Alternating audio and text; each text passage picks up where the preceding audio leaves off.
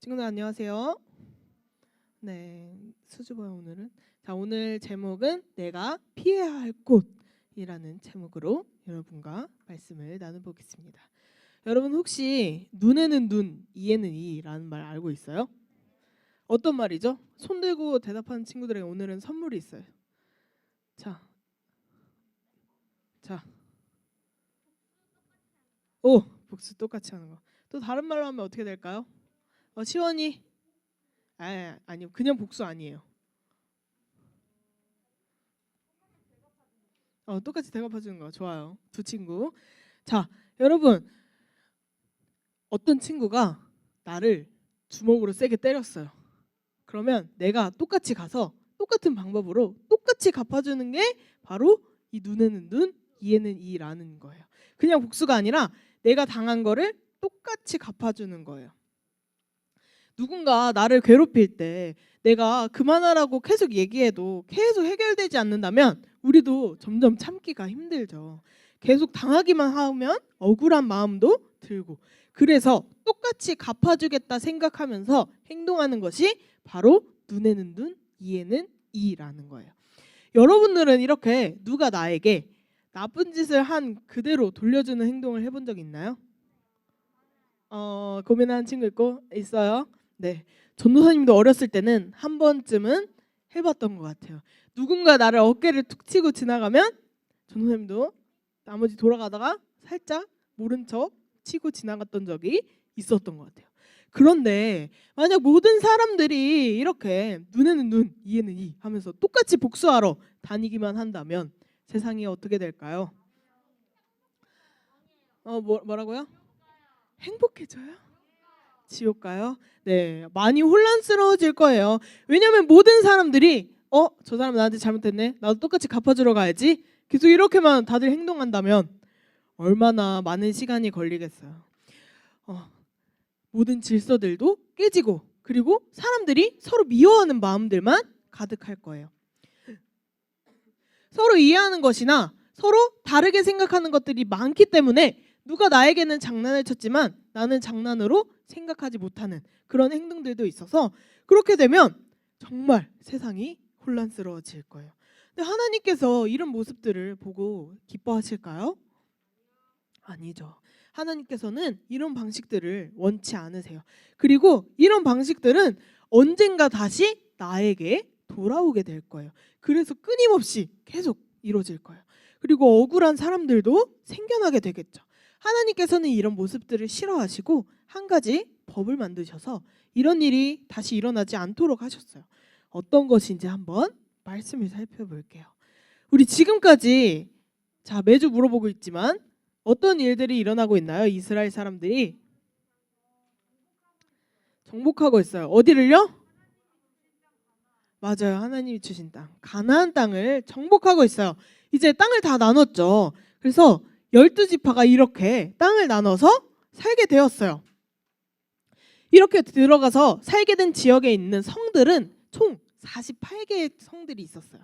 이 48개의 성 중에 6개의 성은 특별히 따로 구별한 성이었어요. 성의 이름이 뭐예요? 네, 도피성이라고 하는 거였어요. 자, 여러분, 도피성 이름 들어보면 어떤 뜻일 것 같나요? 도피?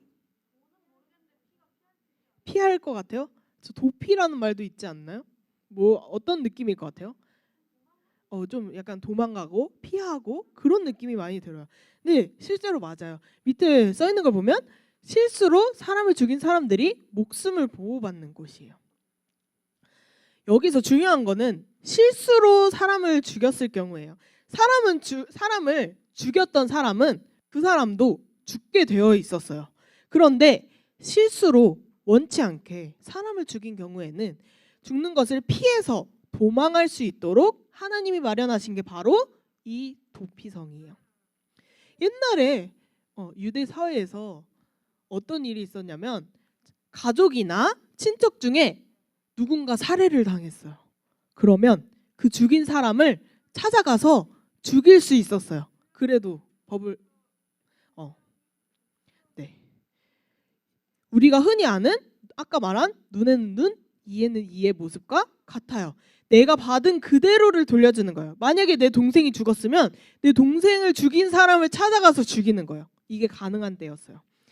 그런데 유가족들은 그 가해자를 죽여야지만 이 죽은 가족에 대한 예의라고 생각했기 때문에 그렇게 죽였는데 고의든 실수든 죽이게 된다면 그 사람은 좀 억울하지 않을까요? 그래서 이런 법은 복수를 또 낳게 되는 악순환을 낳게 해요. 억울한데도 죽임을 당하면 또 그 가족들이 와서 또 복수하지 않을까요? 그래서 이 공동체에 큰 피해를 입히기도 했어요. 이런 악순환을 막기 위해서 하나님께서 이 도피성을 만드신 거예요. 하나님께서는 여호수아에게 도피성을 세우라고 말씀하셨어요. 새로 성을 주시는 것이 아니라 하나님께서 주셨던 성읍 중 각 몇 가지만 도피성으로 세우라고 하셨어요. 왜냐하면 도피성은 어떤 곳이죠? 사람들이 빠르게 저기로 도망갈 수 있는 곳이잖아요. 실수로 죄를 지은 사람들이. 그러려면 가까운 곳에 있어야겠죠. 그래서 도피성의 위치는 지도에 보는 대로 대충 저렇게 있지만 모든 지역에서 가도 하루 이상 걸리지 않을 거리에 똑같이 있었어요. 그래서 누구든지 살던 곳에서 도피성까지 빨리 갈 수 있는 위치마다 하나님께서 도피성을 세워주셨어요. 그래서 이 실수로 죄를 지은 사람이 어디에 살든 누구이든 이방인이든 쉽게 갈 수 있도록 만들어 주셨어요. 사람을 죽인 사람은 그 사람도 죽어야만 했지만 실수로 죽인 경우에는 하나님께서 보호하시려고 하셨어요. 그 방법이 이 도피성으로 들어가서 보호를 받는 거예요. 그러면 사람을 죽이고 도피성으로 도망가기만 한다면 죽지 않고 살 수 있었을까요?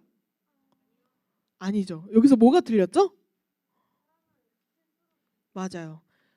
실수로 사람을 죽였을 경우에만 보호받을 수 있었어요. 고의로 사람을 죽인 사람은 여기 들어갈 수 있을까요?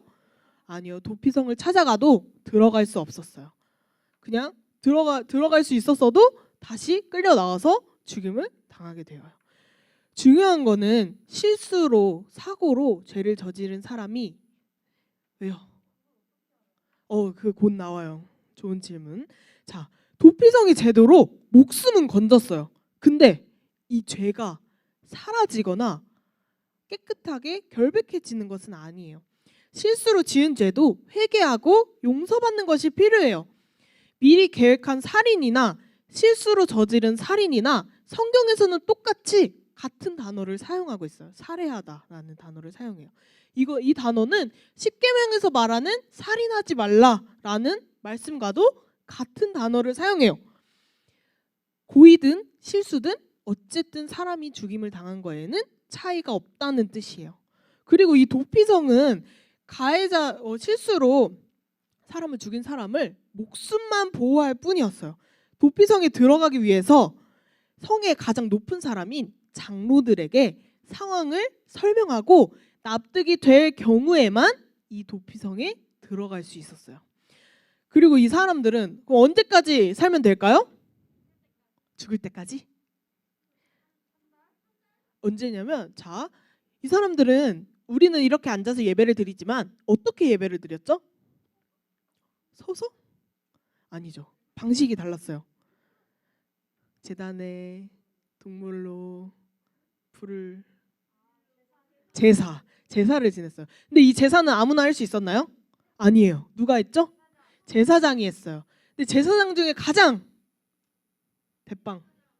대제사장이 있었어요. 이 대제사장이 죽을 때까지 이 도피성에 머물러야 했어요. 일종의 감옥이나 마찬가지겠죠. 이렇게 오랜 시간을 가족과 떨어져 살면서 자신이 실수로 저질렀던 잘못을 뉘우쳐 기회를 다시 주는 것이 이 도피성의 목적이었어요. 도피성에 오랫동안 산 후에 다시 대제사장이 죽으면 고향으로 돌아가 가족들과 함께 살 수 있었어요. 그런데 이 도피성에 가는 것만으로 목숨만 보호가 되지 죄가 사라지지 않는다고 했어요. 그럼 이 죄는 어떻게 용서받을 수 있었을까요? 해결해야죠. 근데 죄를 용서받기 위해서는 딱 한 가지 방법밖에 없었어요. 원래는 우리 제사를 어떻게 드리죠? 양이나 염소를 죽여서 하나님 제단 앞에 불로 드리잖아요. 이 죄는 죽음으로밖에 해결할 수 없어요. 그래야 깨끗하게 사라져요. 근데 이 사람이 죽지 않기 위해 도피성에 들어갔는데 바로 죽어요? 죽을 때까지 여기서 살아요? 말이 안 되죠. 그래서 죄를 지은 사람 대신 대제사장이 죽을 때까지 기다렸던 거예요. 실수로 죄를 지었으니까 직접 죽게 하지는 않으시고 다만 속죄하는 마음으로 대제사장이 죽을 때까지 혼자 도피성에서 살아야 했어요. 그렇게 대제사장이 죽음으로 도피성에 있는 사람들의 죄를 용서받을 수 있게 된 거예요. 네. 글쎄요. 그러면 안타깝죠. 자신의 죄를 벌 받아야 되니까. 네. 네? 밥은 다 있었을 거예요. 죽지 않게. 자.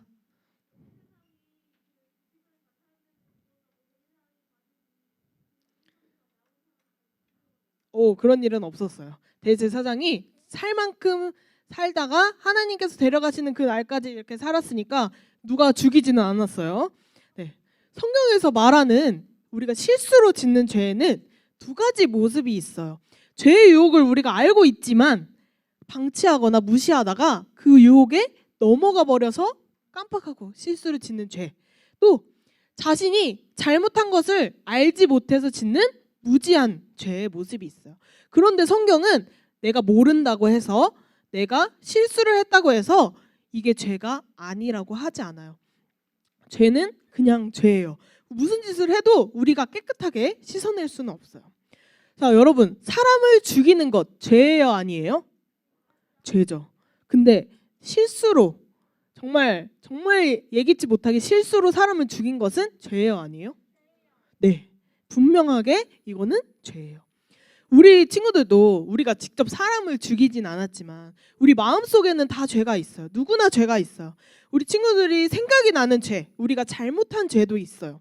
하면 안 되는데 누가 하는 게 재밌어 보여서 넘어가거나 아니면 친구들이 하니까 나도 몰래 마음이 가서 짓는 죄도 있어요. 그리고 또 죄가 맞는지 아닌지 잘 모르기 때문에 죄를 짓기도 해요. 하지만 우리는 알고 지은 죄뿐만 아니라 모르고 실수로 짓는 죄들도 회개할 수 있어야 해요. 우리가 실수여도 그 죄는 벌을 받아야 용서가 가능하거든요. 그럼 지금 우리는 이 죄를 어떻게 씻어낼 수 있을까요? 이 도피성도 없고 대제사장도 없는데 어떻게 우리는 할 수 있을까요? 누가 있나요? 기도? 누구를 죽일지 고민이에요? 근데 사실 우리에게도 도피성이 있어요. 우리 어디로 피할 수 있을까요? 우리에게 도피성이 있어요. 가족? 감옥? 엄마? 하나님? 자, 여러분, 도피성에서 죄를 지은 사람들이 누가 죽을 때까지 있었어요? 네, 죄를 대신해서 그 사람이 죽을 때까지 기다렸죠. 네, 우리의 죄를 대신하여 죽으신 분이 계시죠. 네, 누구라고요? 예수님이 계세요. 예수님은 우리의 죄를 대신하고 죽으시고 다시 살아나시면서 우리에게 그 사실을 믿기만 한다면 구원을 받을 수 있다고 하신 분이에요. 죄의 대가는 죽음밖에 없었어요. 죽지 않고서는 이 죄를 깨끗하게 씻어낼 수 없어요. 이미 더럽혀졌기 때문이에요. 하지만 도피성에서 사람들은 대제사장의 죽음으로 대신 죄사함을 받았던 것처럼 우리도 예수님의 피로 우리의 죄들을 깨끗이 용서받게 되었어요. 우리는 모두 하나님 앞에서 죄인이에요.